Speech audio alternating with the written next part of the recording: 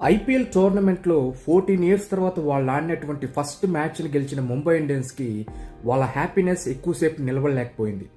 Yesterday Delhi క్యాపిటల్స్తో జరిగిన మ్యాచ్లో వాళ్ళు కేవలం 162 రన్స్ను మాత్రమే స్కోర్ చేసి డిసప్పాయింటింగ్ రిజల్ట్ని ఫేస్ చేయాల్సి వచ్చింది. ఇక్కడ ఐరనీ ఏంటంటే ఢిల్లీ హోమ్ గ్రౌండ్ ఫస్ట్ పిచ్ని పరిశీలిస్తే బ్యాటింగ్ ట్రాక్ అని చెప్పారు. కానీ ముంబై ఇండియన్స్ బ్యాటింగ్ చేస్తున్నప్పుడు అంతా బౌలింగ్ పిచ్ లాగా అనిపించింది.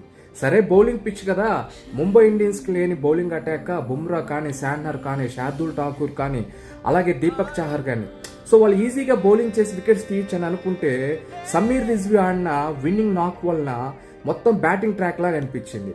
ఇక్కడ గోడ్ బౌలర్ అయినటువంటి బుమ్రాకి ఒక్క వికెట్ కూడా రాకపోవడం విశేషం. అలాగే ఇక్కడ క్రెడిట్ ఇవ్వాల్సింది మనం ఢిల్లీ క్యాపిటల్ బౌలర్స్కి, ఎవరు ముఖేష్ కానీ అండ్ ఎంగిడి కానీ, ఎస్పెషల్లీ వాళ్ళు డెలివర్ చేసిన స్లో బాల్స్ వలన top order Mumbai batting top order అంతా కొలాప్స్ అయిపోయింది. తర్వాత ముంబై బ్యాటింగ్ విషయానికి వస్తే సూర్యకుమార్ యాదవ్ కెప్టెన్ ఇన్నింగ్స్ ఆడాడు.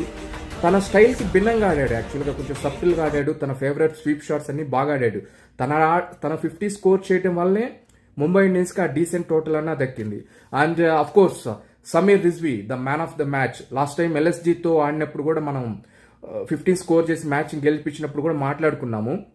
తను కన్సిక్యూటివ్గా 15 స్కోర్ చేయడమే కాదు, 50 బాల్స్లో 90 రన్స్ స్కోర్ చేసి త్రుటిలో సెంచరీ మిస్ అయిపోయాడు. It seems like bro got every shot in the dictionary man.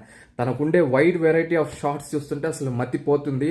And Nissanka కూడా ఓపెనింగ్ చేసినటువంటి నిశాంక 30 బాల్స్లో 44 రన్స్ స్కోర్ చేసి ఢిల్లీ క్యాపిటల్స్ని వరుసగా రెండో మ్యాచ్ గెలిచే విధంగా చేశారు.